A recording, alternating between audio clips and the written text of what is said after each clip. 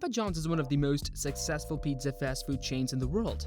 Like a scrap pizza in the office fridge, the Papa John's dispute has been around for so long that you may have shirked how it was brought here in the first place. Here is a brisk look at how it began with a controversial conference call to company creator John Shatner's resignation from the company's board of directors. Drag up a seat, and this may take a bit of time.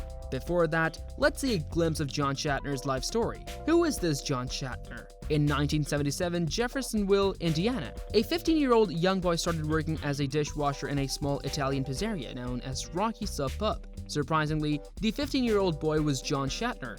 He was not occupied with just dishwashing, but furthermore, had a hand in pizza making from his very first day of work. After months of hard work, the owner of the pizzeria, the Fonresi family, permitted John to prepare the dough and tomato sauce for the pizza making, but they adamantly kept the privilege of baking pizza within her family while John refused to give up, and his firm perseverance paid off a few months later. One of Kentucky's largest newspapers featured a review about the Rocky Sub Pub pizzeria, while there was a huge crowd and people from different provinces coming in search of the famous pizzeria. The Fonresi family was pleased to have John with them in baking pizzas, since they were in huge demand. It was like someone who won a lottery. John took an advantage in making pizzas rather than turn back to old dishwashing. After graduating from high school, John joined the Bell State University and pursued a degree in business administration to pay up his tuition fee and living expenses.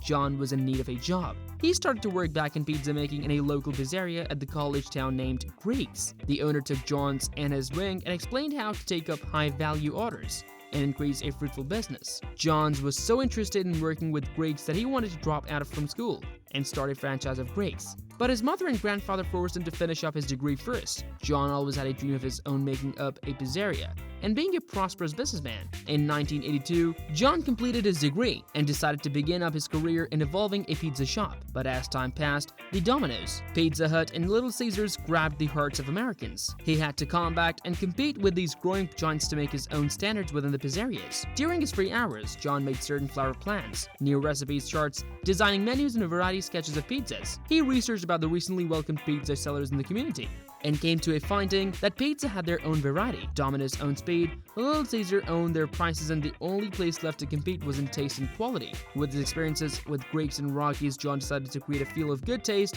and quality pizza among the Americans, like a mom-and-pop pizza shop. John was stuck in the middle because he didn't have a word as an identity to address his pizzeria. He asked some of his dorm mates in his college who were in the marketing field to find a proper logo and name to call his dream pizza chain. They made a red logo and found a perfect name to address his dream as Papa John's. But unfortunately, John had to pack up his dreams for a few years since he had not enough funds to raise his pizza chain. After graduating from college, John moved back to home and had to seek for new jobs, but he was left unemployed. John's father gave him an offer to manage a tavern he owned named Meg's Lounge. The tavern was in a terrible condition, with poor quality food and drinks. The labor morale was awful and the bar was in stage to fall apart. John took up his responsibility and started working to increase the productive scale. He managed to correct the flaws and maintained the bar. He bought different measures, and within a couple of months, the mix was a huge success. The tavern had a debt of almost $64,000, and John had to sell up his favorite 1971 Chevrolet Camaro to clear the dues. Over 7 months of hard work, John marked a good graph in winning the challenge. John had the spirits of entrepreneurship,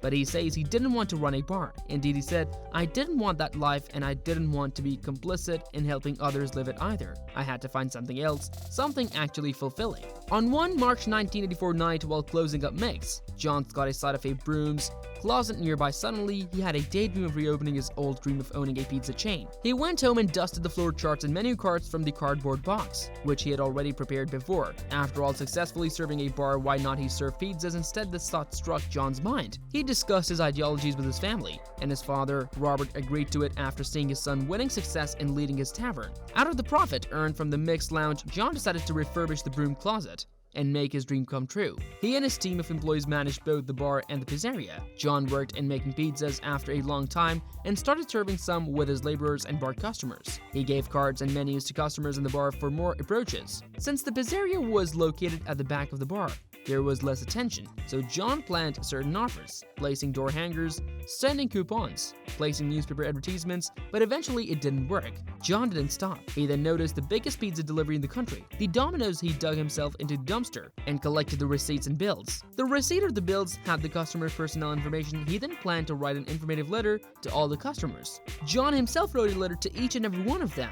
that to the pizza lover who this concerns, Papa John's makes better pizzas. We'll give you half if you are in your first order. Give us a try. Even though it wasn't a way of business making, it amazingly worked. Sales was increasing massively.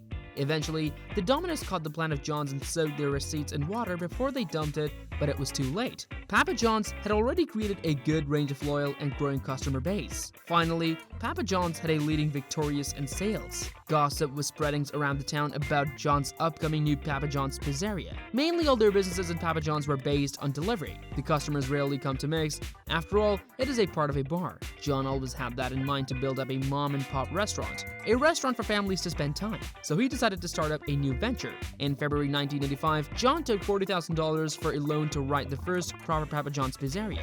Fortunately, he didn't have to search much for locations. Near the bar was a space borrowed by KFC, and it was closed for many months. John decided to agree to the place. The shop had more than enough space, so they had to renovate it.